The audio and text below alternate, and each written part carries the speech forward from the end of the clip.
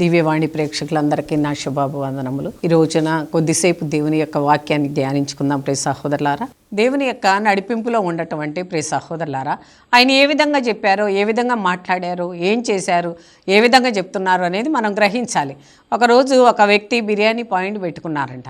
పెట్టుకున్నప్పుడు అది బాగా సేల్ అవుతుంది. తర్వాత ఆ వైపు ఒక షాపు, ఈ వైపు ఒక షాపు, 2 షాపులు వచ్చినాయంట. ఆ యొక్క సేల్ అవటం చాలా తగ్గిపోయింది.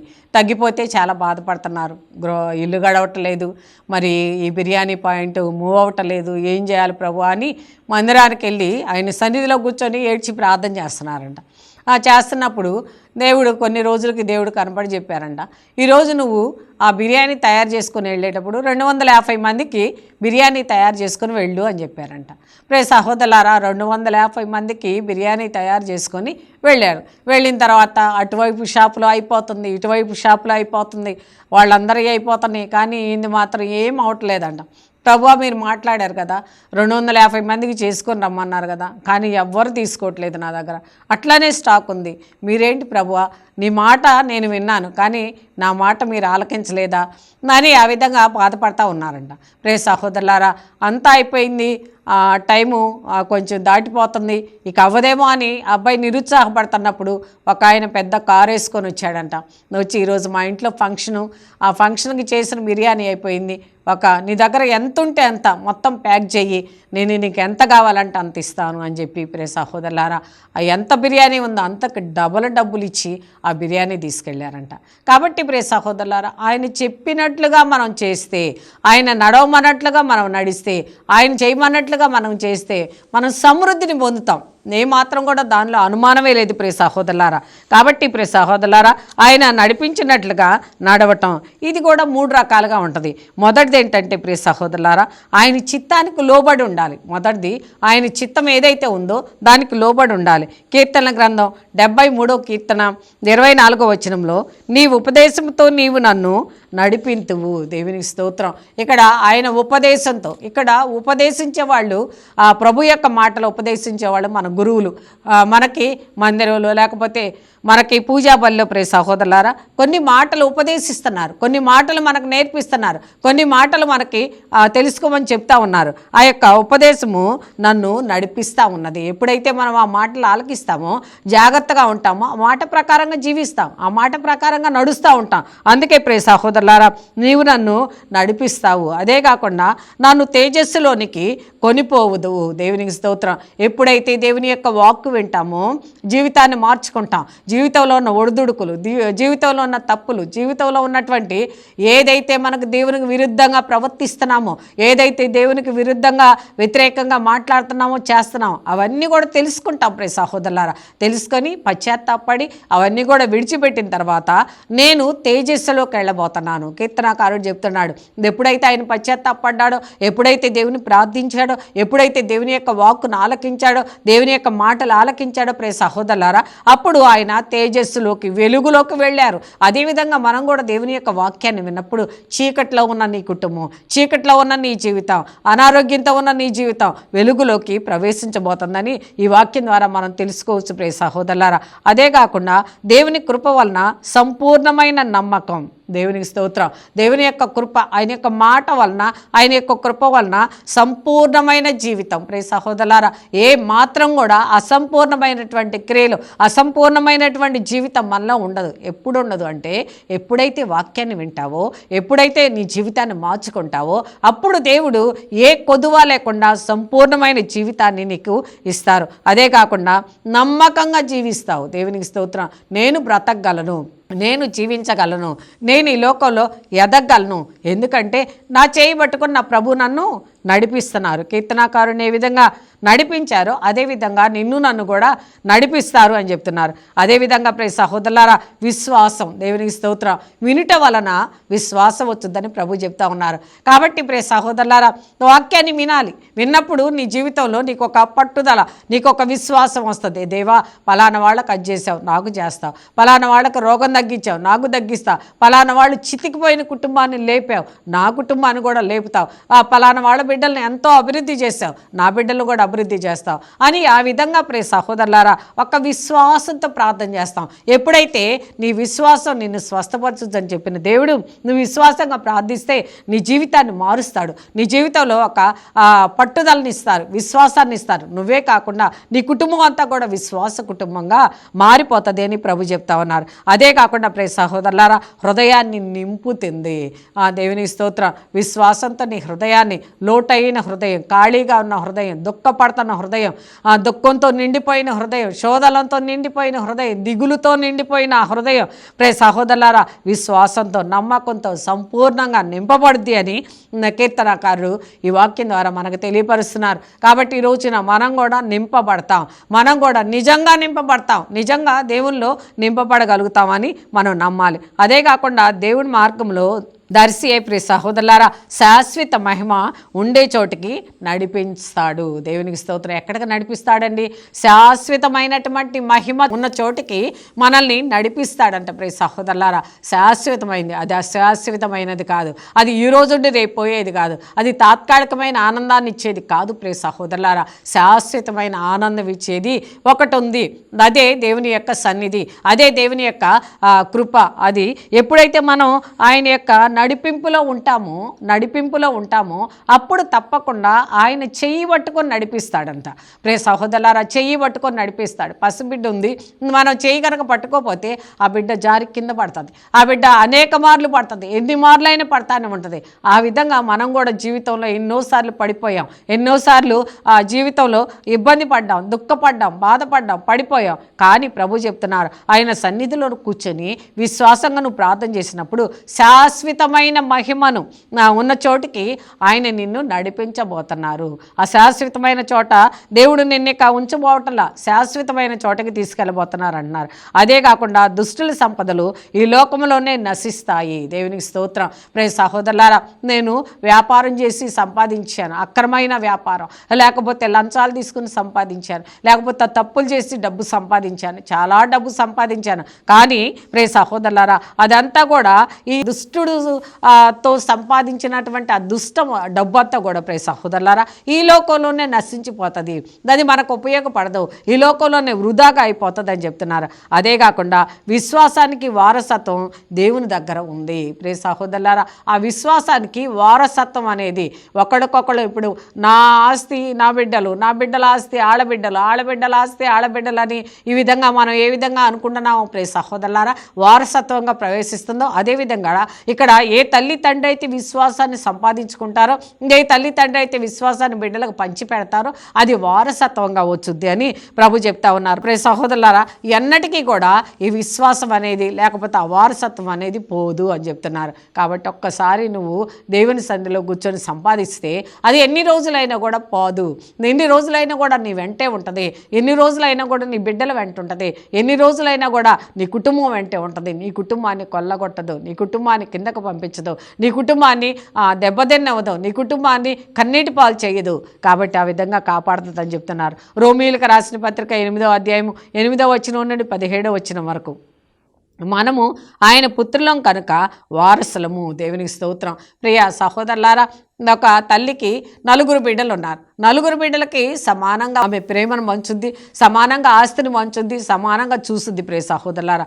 అట్లనే ఇక్కడ మనము ఆయన పుత్రులం కాబట్టి దేవుని యొక్క పుత్రులం. ప్రపంచంలో ఎంతమంది అయితే క్రైస్తవులు ఉన్నారో అంతమంది ఆయన బిడ్డలే ప్రియ సహోదరులారా. ఒకళ్ళని హెచ్చుగా ఒకళ్ళని తక్కువగా, ఉన్నవాళ్ళు ఒక రకంగా లేని వాళ్ళని ఒక రకంగా, లేకపోతే ఇంకొక రకంగా చూసే దేవుడు కానే కాదు. కానీ ఎవరిని చూస్తారు? ఎవరైతే దేవుని కోసం తపన పడతారో, ఎవరైతే దేవుని కోసం పరుగులెడతారో, ఎవరైతే దేవుడు కావాలనుకుంటారో వాళ్ళని మిన్నగా చూస్తారు, ఎవరైతే దేవుని లెక్క లేకుండా ఉంటారో వాళ్ళని తక్కువగా చూస్తారు. ఇక్కడ తక్కువ చూపు ఎక్కువ చూపు అంటే అది ప్రియ సహోదరులారా. కనుక మనము ఆయన పుత్రులం కనుక వారసులము ప్రియ సహోదరులారా. క్రీస్తు బాధల్లో మనము పాలు పంచుకొనిన ఎడల ఆయన మహిమలో పాలు పంచుకొనుటే ప్రియ సహోదరులారా. ఎప్పుడైతే మనము బాధల్లో పాలు పంచుకుంటే దేవునికి స్తోత్రం ప్రియ సహోదరులారా, మనము ఆయన పుత్రులం గనక వారసులం అవుతాము అని చెప్తున్నారు. వారసులం అంటే ఆ ఆస్తికి, ఆ అంతస్తుకి వారసులం అవుతాం. ఒక రోజున ప్రియ సహోదరులారా ఒక బిడ్డ ఒక చోటకి ఒక ఆయన అమ్మటి వెళ్తూ ఉన్నారంట. వెళ్తూ ఉంటే పప్పులు ఉన్నాయండి, అది తీసుకోరా అని ఇచ్చాడంట. ఇస్తే నాకొద్దు అంటున్నారు. ఎన్నిసార్లు తీసుకోమన్నా నాకొద్దు అన్నారంట. చివరికి ఏం చేశారు, అట్లా కాదు ఉండు నేను ఇస్తానని పట్టుకొని గుప్పెడితో గుప్పెడిచ్చారండి.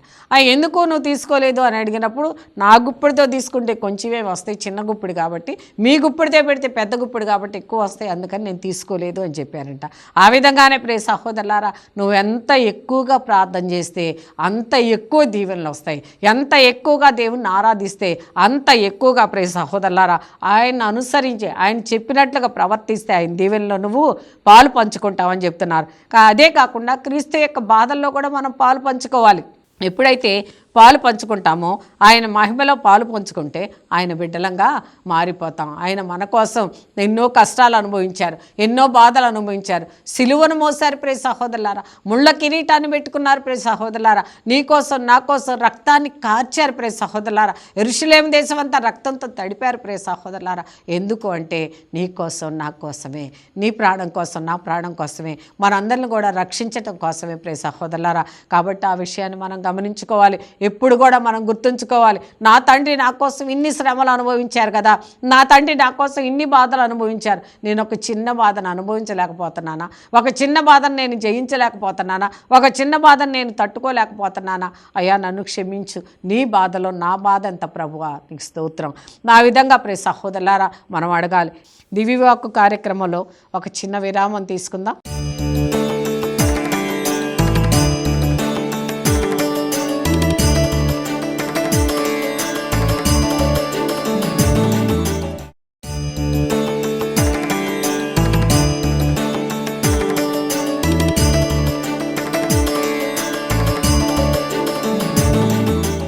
దివ్యవాక్కు కార్యక్రమానికి తిరిగి స్వాగతం.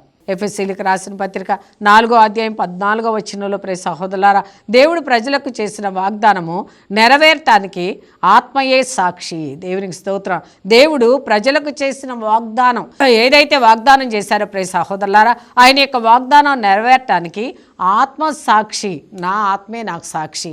నిజంగా నేను ప్రార్థన చేసినప్పుడు, నిజంగా నా ఆత్మలో కొన్ని కార్యాలు అడిగినప్పుడు, ఆ కార్యాలు సఫలమైనప్పుడు ప్రియ సహోదరులారా, నా ఆత్మే నాకు సాక్ష్యం చెప్పుద్ది. ఇదిగో నువ్వు దేవుడిని అడిగావు, ఈ కార్యం జరిగింది, ఇదిగో నువ్వు దేవుడిని అడిగావు, ఈ క్రియ జరిగింది. ప్రియ సహోదరులారా, నేను అమెరికా దేశం వెళ్ళేటప్పుడు బాడీ చెకప్కి వెళ్ళినప్పుడు నా ఒక కంట్లో చుక్కలం ఉందని చెప్పారు డాక్టర్ గారు. 1 సంవత్సరం అయిపోయేటప్పటికి తీయాల్సి వస్తుందమ్మా, తిరిగి వచ్చిన తర్వాత మళ్ళీ రండి అని చెప్పారు. చెప్పినప్పుడు నేను వెళ్ళాను, 6 నెలలు అక్కడ ఉన్నాను. వచ్చిన తర్వాత సంవత్సరం అయిపోయిన తర్వాత మళ్ళా డాక్టర్ గారి దగ్గరికి వెళ్ళాను. అది ఎప్పుడో తీయించుకోవాలి. కానీ వెళ్ళేటప్పుడు ఒక చిన్న ప్రార్థన చేసుకున్నాను. ప్రభువా, ఈ విధంగా వాక్యం ఏదో మాట్లాడుతూ ఉంటాను కదా, నోటికి కంటికి చాలా దగ్గర కదా, ఒకవేళ కంట్లో ఏమన్నా ఇబ్బంది వస్తుందేమో, లేకపోతే వాక్యం చెప్పకుండా ఉండాల్సి వస్తుందేమో, ఏం చేయాలో నాకు అర్థం కావట్లా, మీ ఇష్టమే కదా ప్రభువా, నాదే ఉంది తని ప్రార్థన చేసుకొని వెళ్ళాను ప్రియ సహోదరులారా.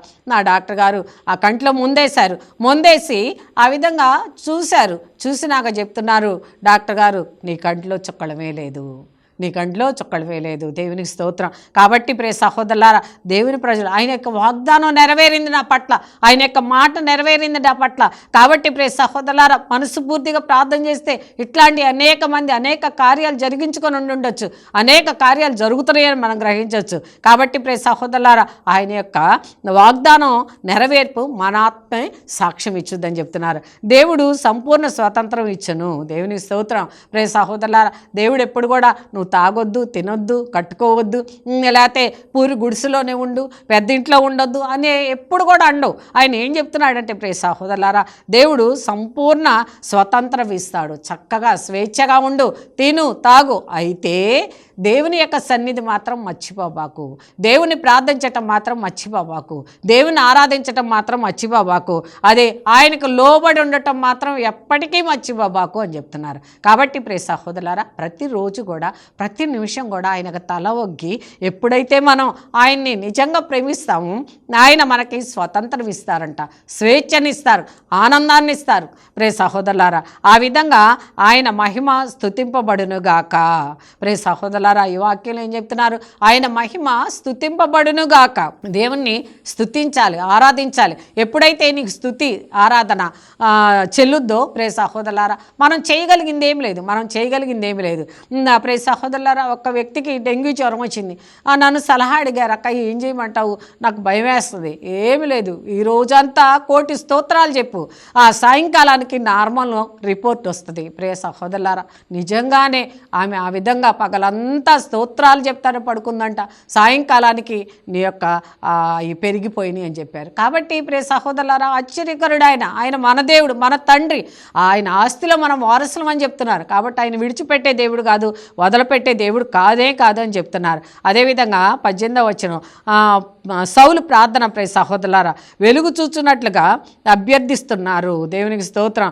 ఆయన యొక్క వెలుగు చూడాలని ఆశపడుతున్నారంట, అభ్యర్థిస్తున్నారంట. ప్రియ సహోదరులారా, మనం కూడా ప్రతిరోజు నా ఇంట్లో ఒక వెలుగు రావాలి, నా బిడ్డల్లో వెలుగు నేను చూడాలి, నా కుటుంబంలో వెలుగు నేను చూడాలి, నా కుటుంబ వ్యక్తుల్లో వెలుగు నేను చూడాలని ఎప్పుడైతే నువ్వు వెలుగు చూడాలని ఆశపడి ప్రార్థన చేస్తావో అప్పుడు తప్పకుండా నీలో నీ బిడ్డల్లో ఒక వెలుగు ప్రసాదిస్తారంట దేవుడు. ఆ వెలుగును నువ్వు చూస్తావు. చీకటి మాటలు, చీకటి శక్తులు, చీకటి క్రియలు, చీకటి పనులు ఏవి కూడా మన దగ్గర ఉండకుండా వెళ్ళిపోతాయి ప్రియ సహోదరులారా. కాబట్టి ఆ వెలుగు కోసం నువ్వు ప్రార్థన చేయమని చెప్తున్నాడు. అప్పుడు ఆయన చేసింది నిరీక్షణ ఎట్టిదో ఆయన దీవెలను బట్టి గ్రహిస్తాము.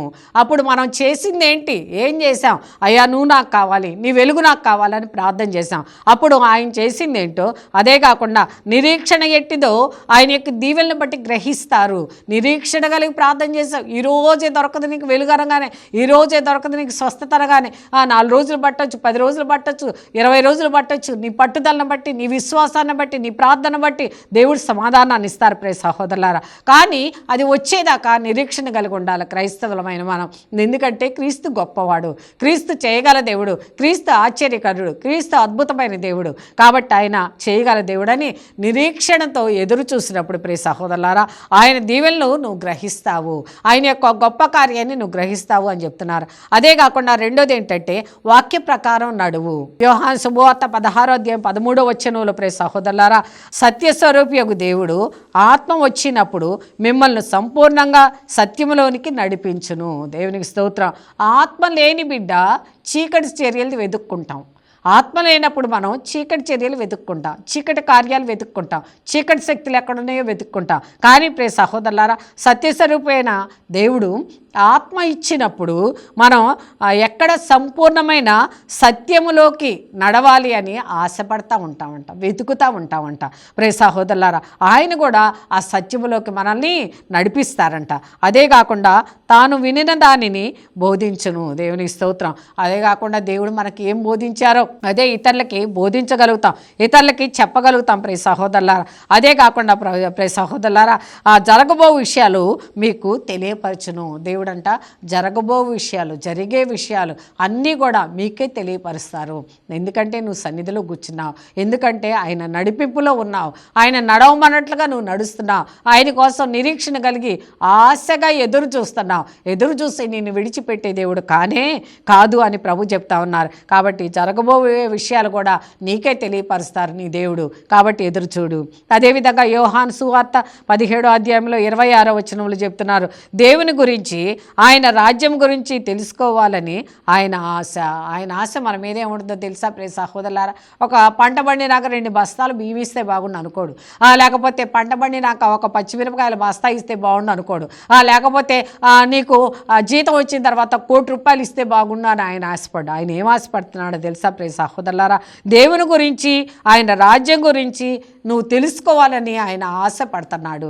ఆయన రాజ్యం వెదకాలి, ఆయన గురించి వెదకాలి, ఆయన యొక్క మాట గురించి వెదకాలి. ఎప్పుడైతే నువ్వు ఆయన మాట గురించి వెతుకుతూ ఉంటావో, ఎప్పుడైతే ఆయన గురించి తెలుసుకోవడానికి ఆశపడతా ఉంటావో, ఆయన కూడా నువ్వు తెలుసుకోవాలని ఆశపడుతున్నాడు కాబట్టి నీకు సమృద్ధిని దయచేస్తాడు అని చెప్తున్నారు. అదే కాకుండా ప్రియ సహోదరులారా, పవిత్రాత్మ శిష్యులకు నేర్పించారు. ఆయన పరిశుద్ధాత్మ పరలోక ప్రార్థన శిష్యులకు నేర్పించారు. కాబట్టి ప్రియ సహోదరులారా, మనం కూడా ఆయన నేర్పించిన ఆ ప్రార్థన ప్రతిరోజు కూడా మనం కూడా చెప్పుకుంటూ ఉంటే ప్రియ సహోదరులారా, దేవుడు నేర్పించిన ఆ ప్రార్థనలో పరిశుద్ధాత్మ దేవుడు మనలోకి వస్తారు, పరిశుద్ధాత్మ దేవుడు మనల్ని దీవిస్తూ ఉంటాడు. ఈ సత్యాన్ని కొత్త నిబంధన మనకు తెలియపరుస్తుంది. ప్రియ సహోదరులారా, ఈ యొక్క కొత్త నిబంధనలో ఈ యొక్క సత్యం పరిశుద్ధాత్మ గురించి మనకి తెలియపరుస్తుంది. కాబట్టి ఈ రోజున ప్రభు మనకు తెలియపరిచేది ఒకటే ఒక మాట. ఏం మాట అంటే పరిశుద్ధాత్మ గురించి ఆశపడు, పరిశుద్ధాత్మ గురించి వెదుకు, పరిశుద్ధాత్మ గురించి నువ్వు తపన పడు. అప్పుడు దేవుడు నేను దీవించి ఆశీర్వదించి ఆయన యొక్క పరిశుద్ధాత్మ దేవుడు నీకు ఇస్తారు అంటున్నారు. అదే కాకుండా సత్య విశ్వాసులకు నేర్పించినారు దేవుడు. సత్యము విశ్వాసులకు ఎవరైతే విశ్వాసంగా ప్రార్థన చేస్తారో అటువంటి వాళ్ళకు సత్యాన్ని కూడా నేర్పిస్తారంట. ప్రియ సహోదరులారా, ఎవరైతే ఆ సత్యాన్ని లేకుండా మాట్లాడతారో అటువంటి వాళ్ళంటే దేవునికి ఇష్టం ఉండదు. ప్రియ సహోదరులారా, అసత్యము, అబద్ధాలు, మోసం, అన్యాయం, అక్రమం ఇవన్నీ కూడా దేవునికి ఇష్టం లేని పనులు. కాబట్టి అటువంటి మాటలు దేవునికి ఇష్టం లేదు. కాబట్టి వాటికి దూరంగా మనం నివసించాలి. ఆయన విశ్వాసులు మనసులో ఉంటాడు, వారి మనసులు వెలిగిస్తూ ఉంటాడు. ప్రియ సహోదరులారా, ఆయన అంట ఎవరి మనసులో ఉంటారు? విశ్వాసుల యొక్క మనసులో ఉంటారు. ఎవరైతే విశ్వాసంగా నడుస్తున్నారో, ఎవరైతే విశ్వాసంగా ప్రార్థన చేస్తున్నారో, ఎవరైతే ఆయన చెప్పిన మాటల్లో నడుస్తున్నారో, అదే కాకుండా ఆయన మాటలు వింటున్నారో, జాగ్రత్తగా పరిశీలించుకొని ఆ జీవితాన్ని మార్చుకుంటున్నారో అటువంటి వాళ్ళ యొక్క విశ్వాసుల యొక్క మనసులో ఆయన నివాసం చేస్తాడంట. దేవుని స్తోత్రం. అందుకే ప్రభు చెప్తున్నారు, నీ యొక్క శరీరం నా దేవాలయం, నీ శరీరం నా దేవాలయం. అదే కాకుండా నీ యొక్క శరీరంలో నేనుంటాను, నీ శరీరం నా సొత్తని నీకు తెలియదా? దేవునికి స్తోత్రం. ప్రియ సహోదరుల, నా శరీరం నా ఇష్టం వచ్చినట్టు వాడుకుంటాను, లేకపోతే నా ఇష్టం వచ్చినట్లుగా చేస్తాను అని ఒకవేళ నువ్వు అనుకుంటే అదంతా కూడా వృధా ప్రయాస, అది అంతా కూడా వేస్ట్. ప్రియ సహోదరులారా, కాబట్టి అట్లా కాకుండా నిజంగా నా శరీరం నీ దేవాలయం ప్రభువా, దాన్ని పవిత్రంగా ఉంచుకోవటం కూడా నా యొక్క బాధ్యత తండ్రి అని అడగాలి. ప్రియ సహోదరులారా, అప్పుడు దేవుని యొక్క వెలుగు నీలోకి వస్తుంది. అదే కాకుండా ప్రియ సహోదరులారా, విశ్వాసులు దేవుని వెతుకుతూ ఉంటారు, దేవుడు కూడా విశ్వాసులు వెతుకుతూ ఉంటాడు. మూడోది దేవుని చిత్తం ఏంటో వెతకాలంట. మూడోది దేవుని చిత్తం ఏంటో వెతకాలి. సామెతల గ్రంథం 16వ అధ్యాయం 9వ వచనంలో ప్రియ సహోదరులారా, నరుడు పథకములను సిద్ధము చేసుకోవాలి. ఒక పథకాన్ని సిద్ధం చేసుకోవాలి. నేను ఏ టైంలో ప్రార్థన కూర్చోవాలి, ఏ టైంలో నేనేం చేయాలి, ఏ విధంగా చేయాలి అనేది ఒక పథకాన్ని తయారు చేసుకోవాలంట. అతని కార్యక్రమాలు నడిపించినది ప్రభువే. అప్పుడు ఎప్పుడైతే ఆ కార్యాన్ని నేను చేయాలనుకుంటావో ప్రియ సహోదరులారా, అప్పుడు నీ కార్యాన్ని అంతా కూడా సఫలం చేసేది ప్రభువే. నువ్వు నడవాలంటే, నువ్వు నడవాలన్నా, తుమ్మాలన్నా, దగ్గాలన్నా, ఇదేంటి తినాలన్నా, త్రాగాలన్నా ప్రతి ఒక్కడు కూడా ఆయన చేతిలోనే ఉంది అనేది మనం గ్రహిస్తున్నాం. కాబట్టి ప్రియ సహోదరులారా, ఆయన సిద్ధం చేసుకోవాలి. అతనే మనల్ని నడిపిస్తాడు.